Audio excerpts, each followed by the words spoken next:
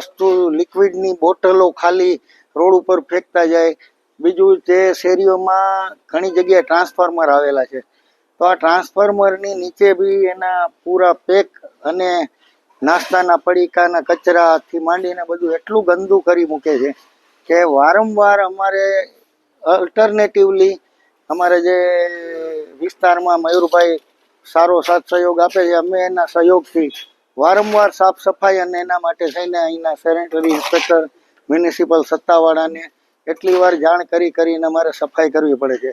અને આ બધી પરિસ્થિતિને કારણે આજ જે વિસ્તારનો જે આખો ચાર્મ હતો, જે આ વિસ્તારમાં લોકો રહેવા માંગતા હતા, એને બદલે લોકો અહીંયા રહેવા ન માગે અને લોકોને રહેવું અનુકૂળ ન આવે ને એવું વાતાવરણ થઈ ગયું છે.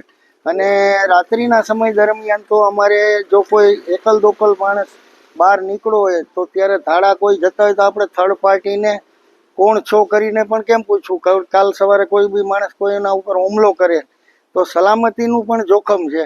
આ માટે અમે લાગતા વળગતા સત્તાવાળાઓને પણ ટૂંક સમયમાં આવેદનપત્ર આપવું છે. અને આ વિસ્તાર જે પ્યોર રહેણાંક વિસ્તાર છે એ ખાલી રહેણાંક રહે એના માટેના અમારા પ્રયત્નો અમે ચાલુ લગાડ્યા છે. કેટલા પોસ્ટર લગાડ્યા છે? અત્યારે અમારા પોસ્ટર 50 જેટલા અમારા પોસ્ટરોનું આયોજન છે અને પોસ્ટર લગાડવાનું ચાલુ થઈ ગયું છે.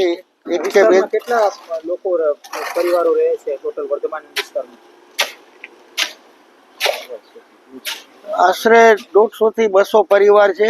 આમાં મકાનો છે, ઉપરાંત એટલા ફ્લેટો પણ છે. ફ્લેટોના પરિવાર ગણીએ તો એનાથી વધી પણ શકે. અને આ વિસ્તાર છે એક્ઝેક્ટ પેલેસ રોડની પાછળ આવેલો છે. સોની બજાર કનેક્ટેડ છે. સોની બજારની જે પ્રોપર્ટીના ભાવના પ્રમાણમાં અહીંયા એમને થોડું સસ્તું મકાન મળી જાય તો એમાં રહેણાંક કમ જે કંઈ ઉત્પાદકની યુનિટ કે વર્કશોપ કે જે કહીએ એ પણ ચાલુ થઈ જાય અને જેને કારણે આ બધો પ્રશ્ન ઉપસ્થિત થયો છે.